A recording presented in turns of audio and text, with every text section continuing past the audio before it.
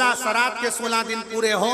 श्राद्ध पूरा हो रहा है, अमावस्या का दिन है, शाम का समय, जो जैसे अशोकनगर है, गुना है, शिवपुरी है, सीहोर है, भोपाल है, या आसपास के जितने गांव हैं, शहर हैं, इनके पास में जो नदी होती है, जो तालाब होता है, जो कुआं होता है, जो बावड़ी होती है, सारे पितर एकम से लेकर अमावस्या तक जितने भी पितर होते हैं, चाहे जिसके घर के हों, प्रत्येक घर के पितर नदी, तालाब, बावड़ी, कुएं के पास इकट्ठे होते हैं, क्योंकि पितर 16 दिन भोजन ग्रहण करने के बाद अमावस्या के दिन पानी पीने के लिए गांव की बावड़ी, तालाब, कुआं, नदी पर जाते हैं और वहां पानी का आचमन कर कर हाथ में जल लेते हैं।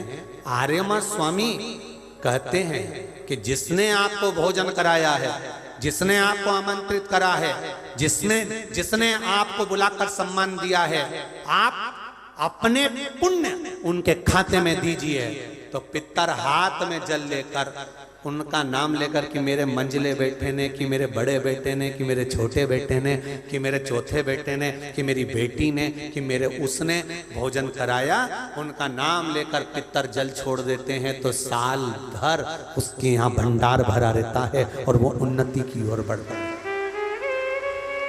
इसलिए सनातन हिंदू धर्म में नियम है कि 16 श्राद्ध के 16 दिन पूरे हो और अमावस्या का दिन हो, आपने ब्राह्मण को भोजन कराया ना कराया, आपने पिंडदान करा ना करा, आपने तर्पण करा कि न करा, आपने किसी को एक अंश भी किसी को दिया कि नहीं दिया, आपने गाय को रोटी दी कि नहीं दी, आपने कौवे को कागल दिया कि नहीं दिया, आपने स्वान को भोजन दिया कि नहीं दिया, पर एक काम जरूर करो कि अमावस्या के दिन शाम के समय तुम्हारे नगर में, मोहल्ले में, गांव में, खेड़े में जो नदी हो या तालाब हो या बावड़ी हो या कुआं हो, कोई भी एक जगह पर जाकर एक घी का दीप अवश्य लगाना चाहिए अपने पूर्वजों के नाम से। तो पूर्वजों को वो जो दिया की रोशनी होती है ना, वो दिए की रोशनी को पाकर पितर पूरी रात्रि भर भ्रमण, इसलिए कहते हैं ना दूसरे दिन देवी जी बैठने वाली रहती है, इसलिए कहते हैं अमावस्या की रात्रि बड़ी भारी होती है। क्यों कहते हैं? क्योंकि पितर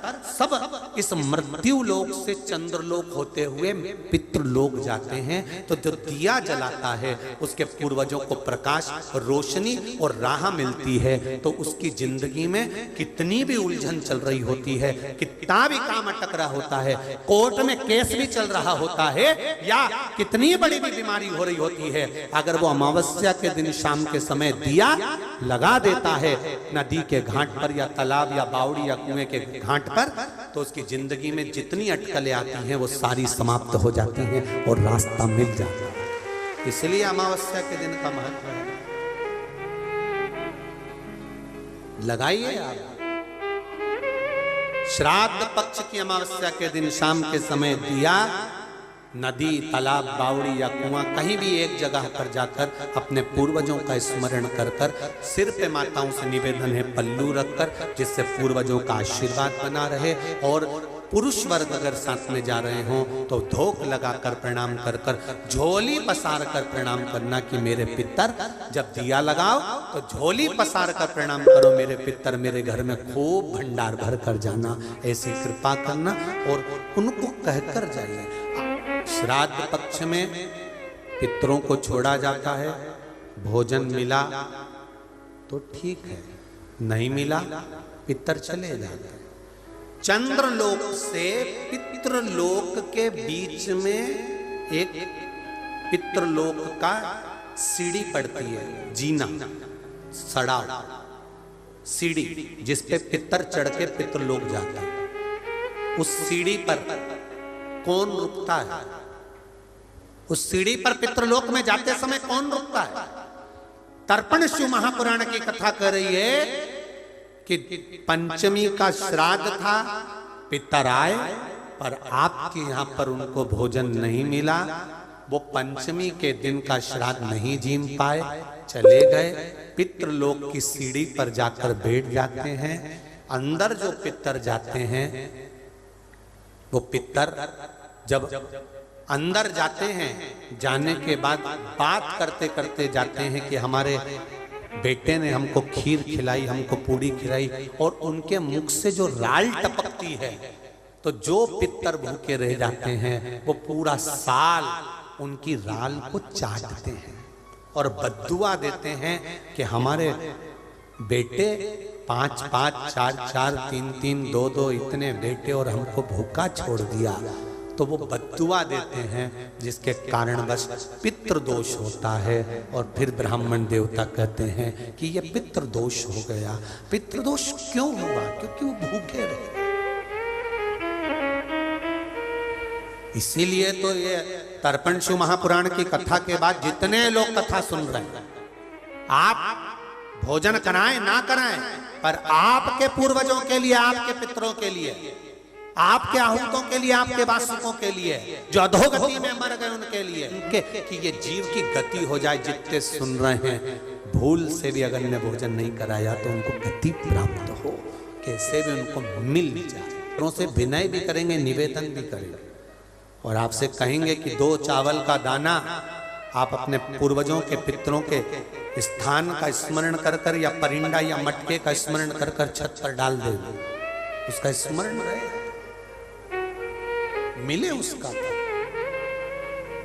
नाक से भी है। ठेला चलाने वाला, ऑटो चलाने वाला, गाड़ी चलाने वाला, कबाड़ा बेचने वाला, भिक्षा मांगने वाला, एक गरीब से गरीब भी व्यक्ति एक घी का दिया अगर अमावस्या के दिन शाम के समय नदी, तालाब या बावड़ी के स्थान पर, घाट पर लगा दे, श्राद्ध पक्ष में, अगली जब श्राद्ध आए तो बताना जरूर पत्र लिखकर कि पितरों ने भंडार भरा कि नहीं भरा, दिया कि नहीं दिया,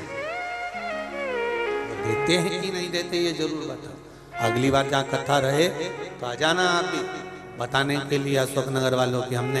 और जितने सुन रहे हैं भारत की भूमि पर, जितने देश विदेश में बैठकर कथा सुन रहे हैं, सब स्मरण करो और सबको सूचना दो कि श्राद्ध पक्ष की अमावस्या को शाम के समय पर दिया लगाने का फल क्या होता है। इस क्लिप को काट कर जनमानस तक भेजिए कि उसका लाभ क्या है, उसका फल क्या है, प्राप्त हो। किसी को मार्ग बता देने पर भी फल की प्राप्ति होती है। भाई, घर में यदि क्लेश उत्पन्न हो जाता है,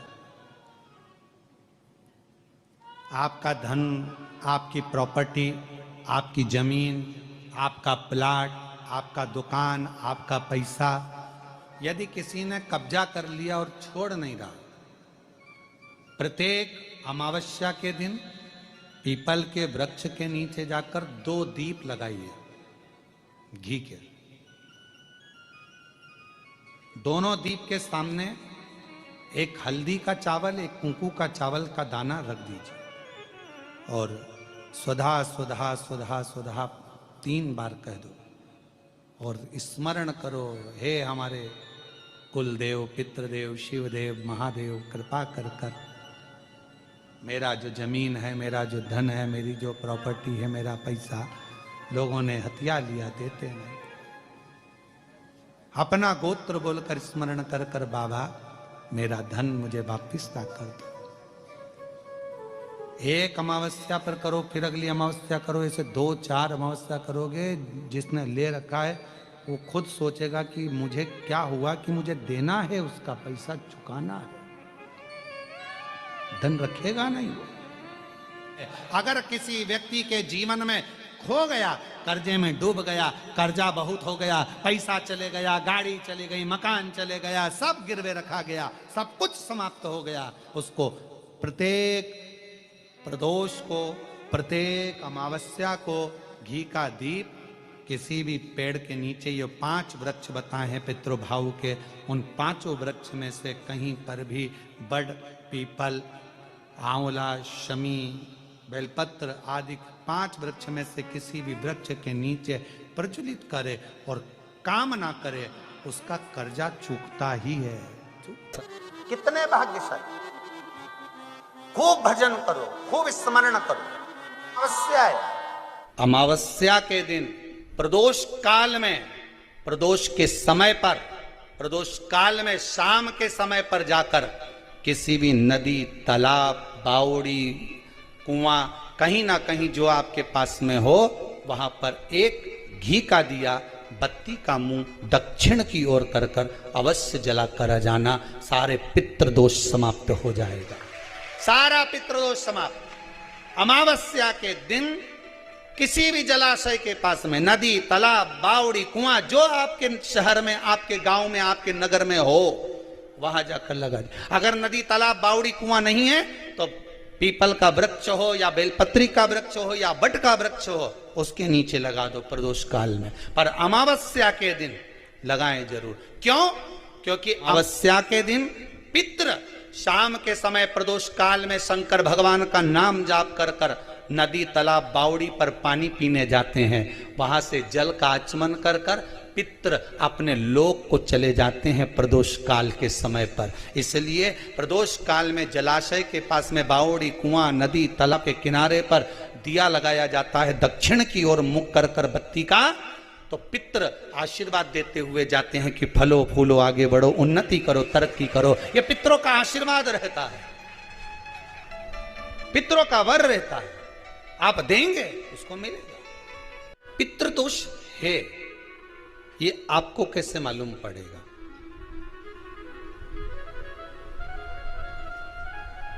पितृ भूखे हैं, इसका तो वर्णन हमने पहले कर दिया कि रात्रि को जब आप सोने के बाद में 1-1.5 घंटे बाद अगर आपकी नींद खुल जाए, 1 घंटा 1.5 घंटा आप सो लिए, उसके बाद जो नींद खुली तो 1-1.5 घंटे तक अगर आपको नींद नहीं आ रही है, रात्रि को सोने के बाद में 1 घंटे बाद जब उठे तो आपको प्यास लग गई,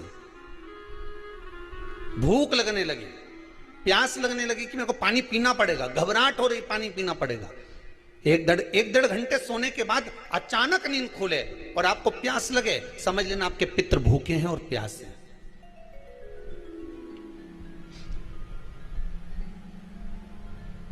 वो भूखे और प्यासे हैं, उनको जल की जरूरत है।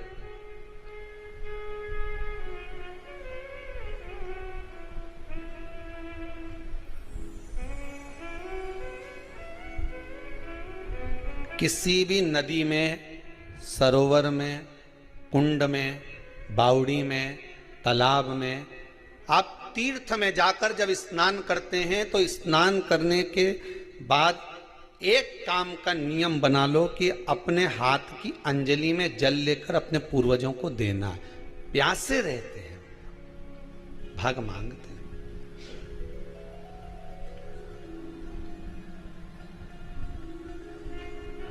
भाग प्राप्त करना।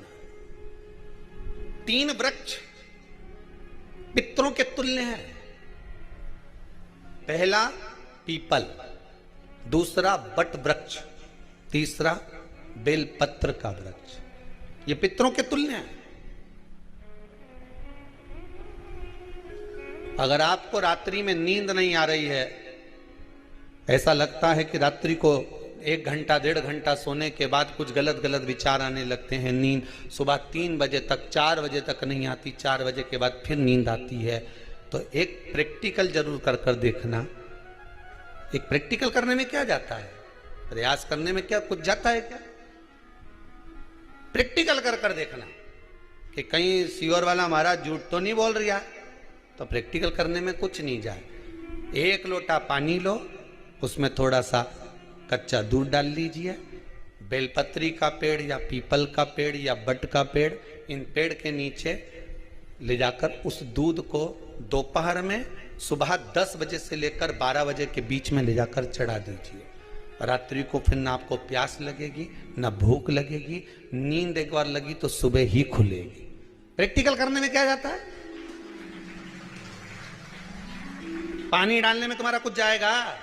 अरे बोलो तो सरी, हमें 10 रुपया का दूध जरूर उसमें, और तुम इतनी चतुर हो, इतना सारा दूध थोड़ी डालोगी, तो 2 चिल्ली डालोगे।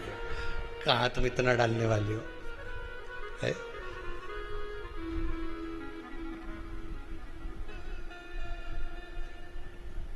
प्रैक्टिकल करने में क्या जाता है? कुछ भी नहीं बिगड़ेगा। ये तो बस जल डालोगे तुम्हारा ही कुछ अच्छा हो सकता है, बाबा की कृपा है।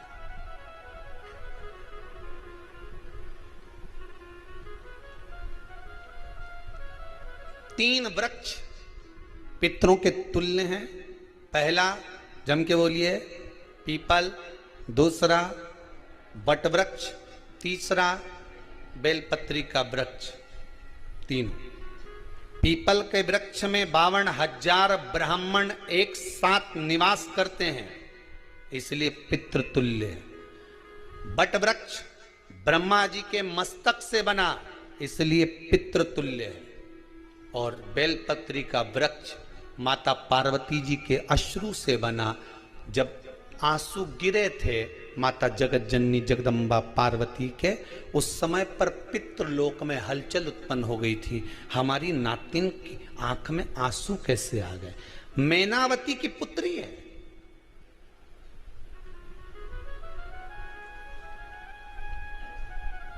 पितरों की नातिन, इसकी अश्रु कैसे गिर गए? पार्वती जी ने कहा ये आंसू नहीं, मेरा पुण्य भाग प्रकट करती हूं बेलपत्री के रूप में। तो पितरों ने वर दिया था कि ये बेलपत्री का वृक्ष हमारा आशीर्वाद है, इसके नीचे अगर कोई दीप लगाता है, शिव को स्पर्श कर चढ़ाता है, उसके पितरों की शांति होगी। हम स्वयं उसको आशीर्वाद देने के लिए पधारेंगे। बेलपत्र का वृक्ष पितृतुल्य।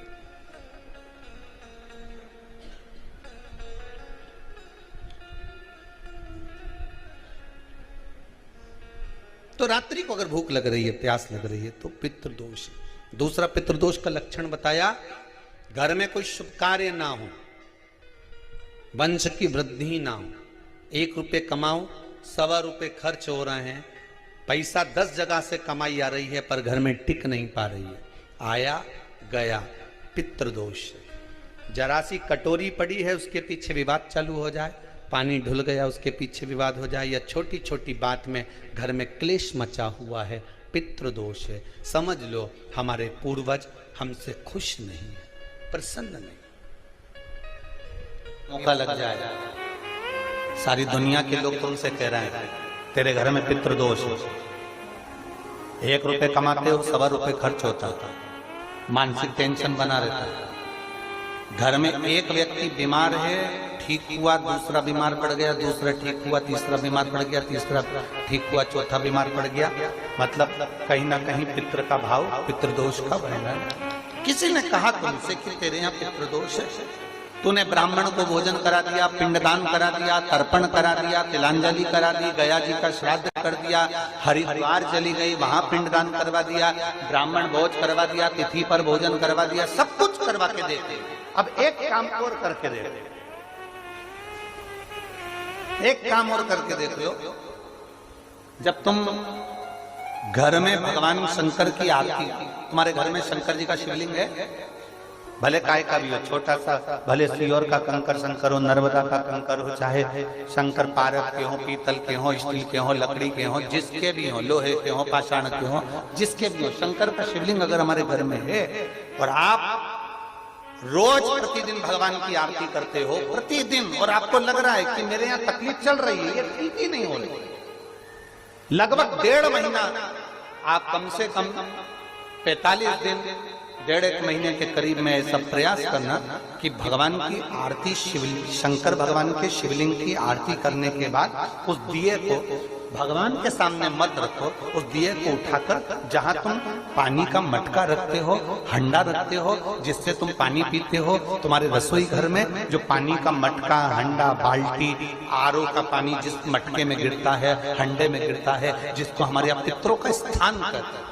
उस स्थान पर, उस मटके के पास में, हंडे के पास में, उस बाल्टी के पास में, जहां रसोई घर में पानी रखते हो, उस रसोई घर में पानी जहां रखते हो, उसके पास में उस दिए को भगवान के सामने नहीं रखना। आरती उतारने के बाद उस दिए को ले जाके सीधे परिंडे के पास में, उस हंडे के पास में, मटके के पास में उसको रखो। केवल 1.5 महीना कर देखना। 1.5 महीने के बाद तुम्हें मालूम पड़ेगा कि हम वापिस उन्नति की सीढ़ी पर चढ़ना प्रारंभ करती है, हमें फल मिलना चाहिए। अब तुम्हें ना कहीं जाना है, ना कहीं आना है, ना कोई खर्चा है। खर्चा है क्या? ईमानदारी से बोलो, कोई तुम्हारा लाखों का रुपया लग गया क्या? रोज आरती करते हो रोज आरती। बस आरती का नियम बना लो कि हमको पितृदोष किसी ने बोला है, हमारे घर में अशांति है, पितृदोष है, कोई कह रहा है कि तुम्हारे घर में पितृदोष है। हमने सब कुछ करके देख लिया, अब हमें यह करना है कि महादेव की आरती जब होती है तो उसकी ज्योत का दर्शन करने पर 1000 कपिला गाय के दान का पुण्य मिलता है। तो ये पुण्य हम हमारे पितरों को देते हैं, जिससे उनकी मुक्ति हो जाए और हमें आशीर्वाद प्राप्त। उस दिए को नीचे नहीं रखना, आरती उतारने के बाद आरती पूरी हो जाए तब उस दिए को ले जाकर, जब आप ले जाकर उसको रखें तब उस स्थान पर रखें जहां पितरों का स्थान, जहां पितरों का स्थान।